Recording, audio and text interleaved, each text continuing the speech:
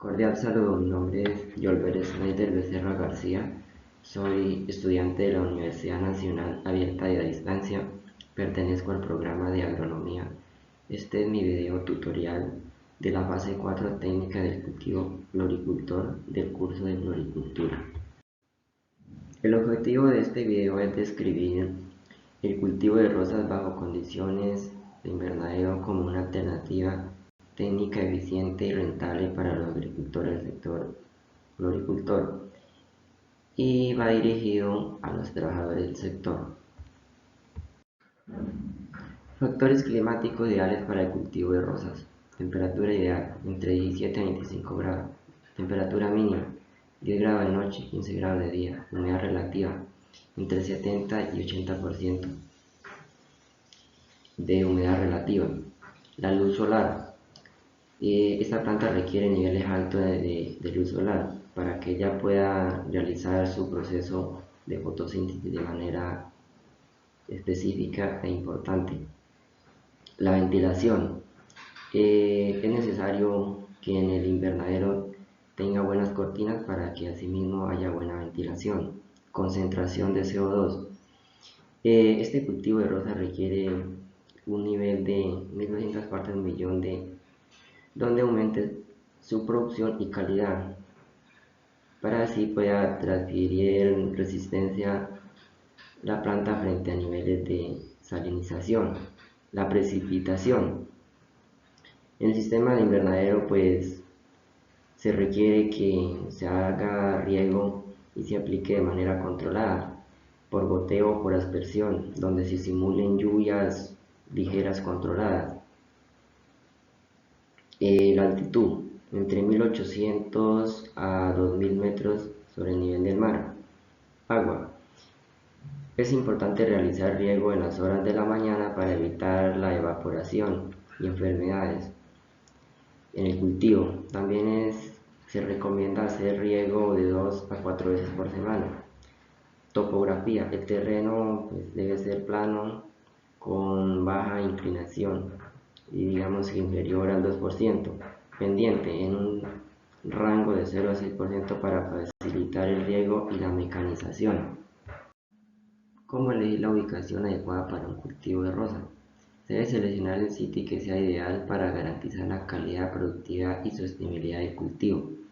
La ubicación debe cumplir con condiciones climáticas, edáficas y logísticas apropiadas. Para que la rosa se desarrolle y produzca, normalmente se necesita diariamente entre 6 a 8 horas luz, una humedad del 80%, temperatura de 25 grados, una concentración de anhídrido de carbónico en el aire de 1200 partes por millón, suelos con su textura franca,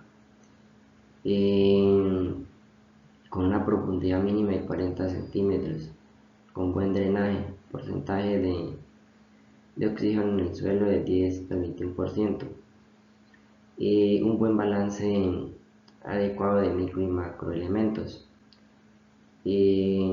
potencial de hidrógeno, pH entre 5.5 a 6.5, buena conductividad eléctrica y contenido adecuado de bacterias y hongos, protozoos y lombrices que aseguren la descomposición de materia orgánica y que regulen la comunidad bacteriana y favorezcan la aireación del suelo. Tipo de suelo más adecuado para el cultivo de rosas. Textura franca o franco-arenosa que facilite la aireación y el drenaje. Un pH entre 5.5 y 6.5. Fertilidad. Que sean suelos ricos en materia orgánica y con buena capacidad de retención de nutrientes. Es importante evitar suelos salínicos, arcillosos o compactados. ¿Cómo preparar el suelo antes de la siembra para el cultivo de rosas? Limpieza y aireación del suelo. Se eliminan los arbences, posteriormente se mecaniza el suelo para aflojar y airear la tierra. Se le incorpora materia orgánica con un sustento de alimento para el cultivo. Se ajusta el pH si es necesario. La realización de las camas es de aproximadamente 50 centímetros de altura y a una distancia entre camas de 1,20 metros. Fertilización plantación. Se le incorpora fuente de fósforo y se le aplica sustratos a las camas para mejorar la calidad del suelo, donde sean esponjosos con buena retención de nutrientes y agua. Se desinfecta para prevención de nematodos, hongos y bacterias o si existe algún historial de enfermedades del lote. Se puede aplicar sulfato de calcio y también pues a calor. ¿Cuál es la frecuencia de riego ideal para las diferentes etapas de crecimiento del cultivo de rosas? Etapa fenológica: germinación, establecimiento y enraizamiento de 2 a 3 veces al día. Crecimiento vegetativo, donde aparecen hojas y brotes, de 1 a 2 veces al día. La formación de desarrollo de la flor, una vez al día según el clima. Floración y cosecha, 1 a 2 veces de riego al día. ¿Qué tipo de fertilizantes se pueden utilizar y cuándo aplicarlos? Se pueden utilizar los macro y microelementos.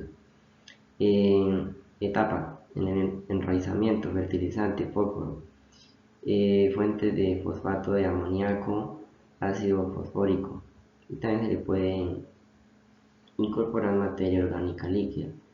¿Cuándo aplicarlo? En la presiembra y en el riego semanales de manera controlada. En la etapa de crecimiento vegetativo se le puede aplicar nitrógeno, fuentes de nitrato de calcio, urea, nitrato de amonio, potasio, fuentes de nitrato de potasio, calcio y magnesio con fuentes de nitrato de calcio, sulfato de magnesio. ¿Cómo aplicarlo? Se puede aplicar de manera edáfica cada 30 días o en el fertirriego semanalmente. En la etapa de floración, potasio, concentraciones de nitrato de potasio, sulfato de potasio, fósforo, calcio y magnesio.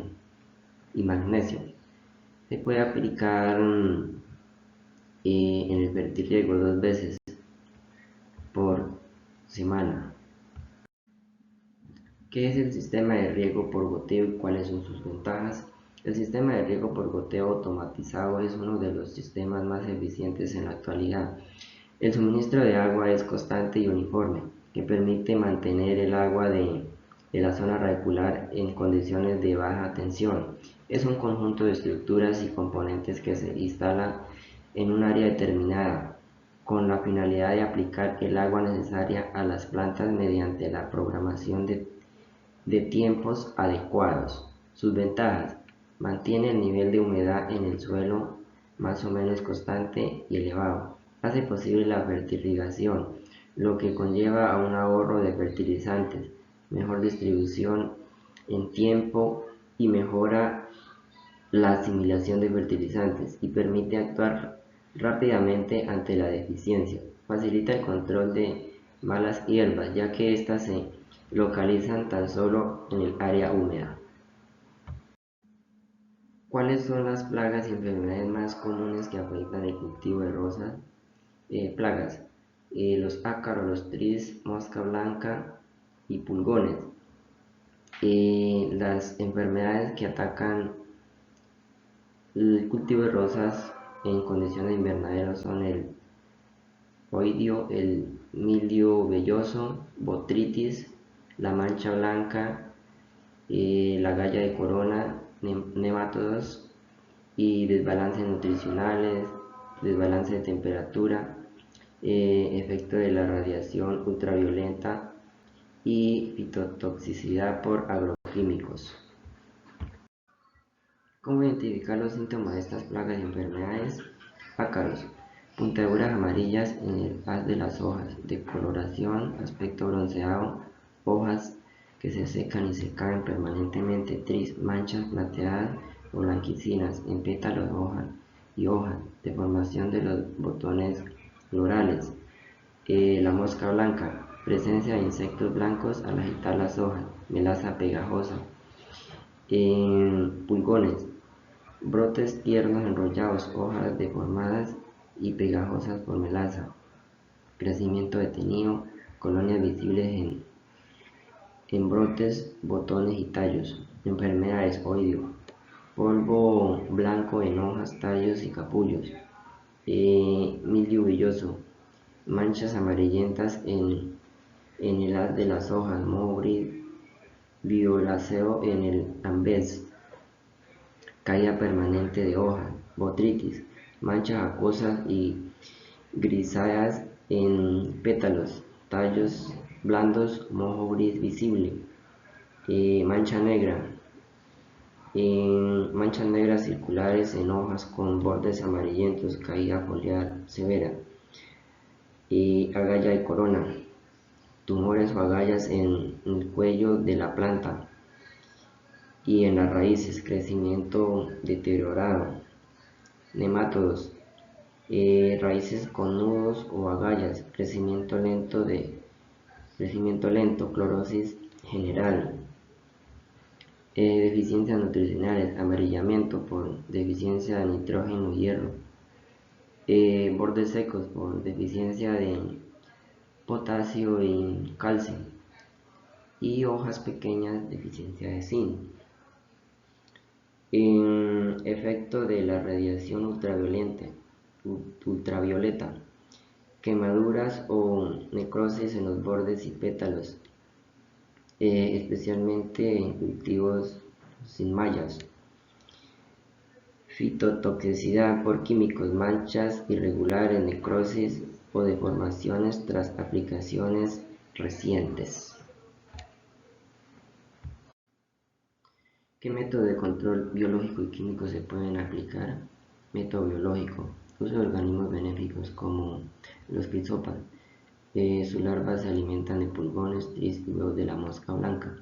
Mariquitas, que controlan pulgones y cochinillas. Hongos entopatógenos, que combaten tris, mosca blanca y pulgones, y controlan enfermedades del suelo como la otitis y el fusarium. Método químico: aplicación de bioestimulante de vía foliar para el control del mildiou velloso y el oidio. La abamectina, control de ácaros. Imavectina benzoato, control de trix. Imidacloprid, control de mosca blanca. Pirimicar, control de pulgones.